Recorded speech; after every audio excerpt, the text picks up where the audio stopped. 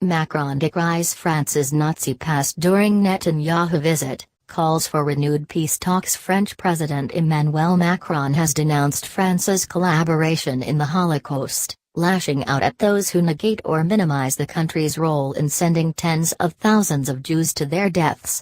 Key points. Mr. Macron says France must face its past. Mr. Netanyahu decries militant Islam's attempts to destroy Israel. Mr. Macron calls for renewed Israeli-Palestinian peace talks commemorating 75 years since a mass roundup of Jews during the darkest chapter of modern French history. In his first meeting with Israeli Prime Minister Benjamin Netanyahu, Mr. Macron insisted that it was indeed France that organized this. Not a single German was directly involved, he said, but French police collaborating with the Nazis. Holocaust survivors recounted wrenching stories at the ceremony at the site of H.I.V. Stadium outside Paris, where police herded some 13,000 people on July 16 to 17. 1942 before they were deported to camps. More than 4,000 were children.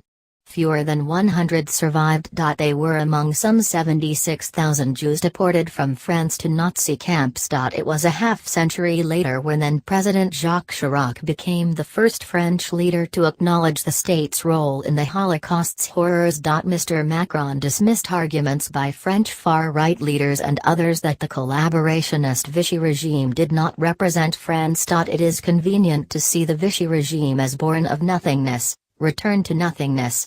Yes, it's convenient, but it is false. We cannot build pride upon a lie, he said. French Jewish leaders hailed Mr. Macron's speech, even as critics railed at him online, where renewed anti-Semitism has flourished. Mr. Macron pledged to fight such racism, and called for thorough investigation into the recent killing of a Parisian woman believed linked to anti-Jewish sentiment. Mr. Netanyahu said that recently we have witnessed a rise of extremist forces that seek to destroy not only the Jews, but of course the Jewish state as well, but well beyond that. The zealots of militant Islam, who seek to destroy you, seek to destroy us as well.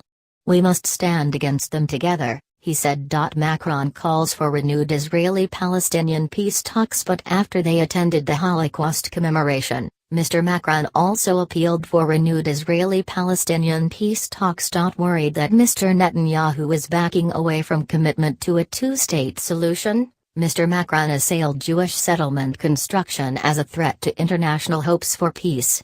The reality of a two-state solution: the two peoples with the most at stake simply cannot negotiate to make it happen. At least their leaders can't, writes the ABC's Phil Williams. I call for a resumption of negotiations between Israel and the Palestinians in the framework of the search for a solution of two states, Israel and Palestine, living in recognized, secure borders with Jerusalem as the capital, Mr. Macron said.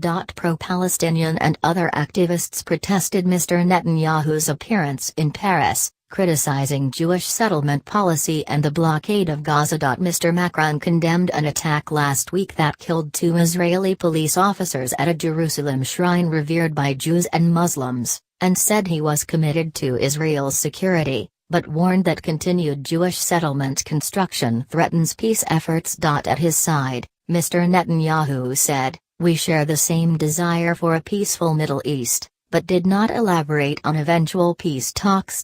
While Mr. Macron has been flexing his diplomatic skills with outreach to President Donald Trump and others, he did not indicate any eagerness for France to spearhead such negotiations, after a lackluster French Mideast diplomatic effort under his predecessor early this year. The pair also discussed fighting extremism in Syria and elsewhere, and improving economic cooperation. AP